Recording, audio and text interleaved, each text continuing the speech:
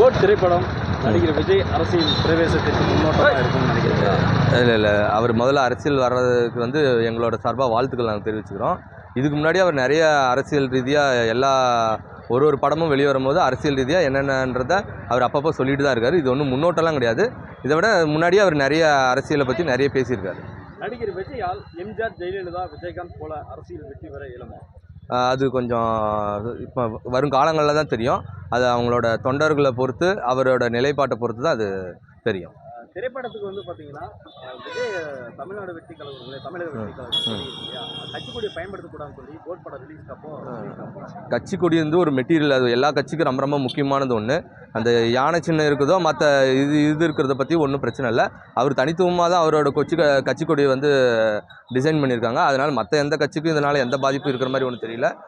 அது வந்து வரவேற்கத்தக்கது தான். அவரோட திரைப்படம் ரிலீஸ் அப்போ இந்த கட்சிக்கொடியை நம்ம பயன்படுத்தக்கூடாதுன்னு சொல்லி. ஆமாம், கண்டிப்பாக ஒரு அரசியலுக்கு வரும்போது அதெல்லாம் எல்லா அரசியல்ன்றதே ஒரு டூல் தான். அந்த டூலில் அவர் பயன்படுத்துறது எந்த ஒரு தப்பும் கிடையாது.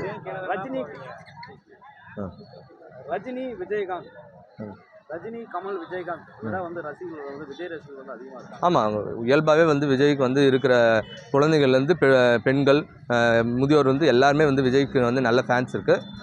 அவங்க இயல்பாகவே அவர் நல்ல ஒரு நடிகர், அதனால் ஃபேன்ஸ் இருப்பாங்க கண்டிப்பாக அவங்கள கம்பேர் பண்ணும்போது.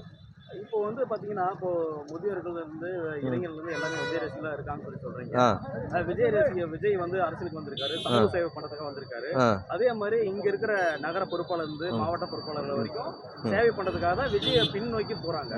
ஆனா இங்க ஒரு அம்மா வந்து பசின்னு சொல்லி தியேட்டர் முன்னாடி வாசலை கெஞ்சிக்கிட்டு இருக்காங்க. ஒருத்தர் கூட உதவி பண்ணல. இதை பத்தி நீங்க என்ன நினைக்கிறீங்க? பண்ணணும், கண்டிப்பாக பண்ணணும். அவர் வந்து எந்த ஒரு எதிர்பார்ப்பு இல்லாமல் தான் வராரு. அவர் வந்து எந்த ஒரு பணம் சம்பாதிக்கிறதுக்காக வரல. இது வந்து தொண்டர்கள் முக்கியமாக அவரை ஃபாலோ பண்ணணும். அவர் பசின்றவங்க ஒரு கூட்டு போயிட்டு ஒரு டிஃபன் வாங்கி கொடுக்குறதுல ஒரு தப்பு ஒன்றும் கிடையாது.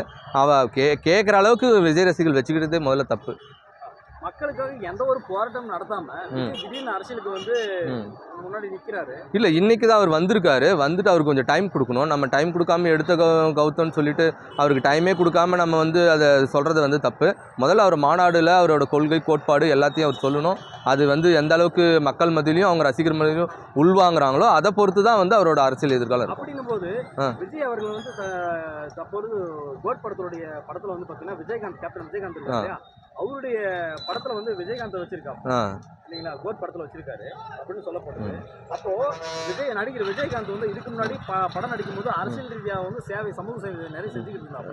அவர் வந்து கட்சி ஆரம்பிக்கல, ஆனா அமைப்பு மூலியமா நிறைய விஷயம் செஞ்சுக்கிட்டு இருந்தாங்க. அந்த மாதிரி பண்ணிட்டு போலாமே. ஒருத்தருக்கும் ஒரு குணாதிசயம் உண்டு. அவருக்கு விஜய்க்குன்னு ஒரு குணாதிசயம் உண்டு. அவர் சிலதெல்லாம் வந்து வெளியே தெரியாம கூட அவங்க செய்யலாம். அதனால் வந்து வெளிப்படையாக தான் செய்யணும்னு எந்த ஒரு அவசியமும் இல்லை. இன்றைக்கி கட்சிக்கு வந்திருக்காரு. கட்சியில் இதுக்கப்புறம் அவர் எப்படி ஃபாலோ பண்ணுறாரோ அதை பொறுத்து தான் நான் அதை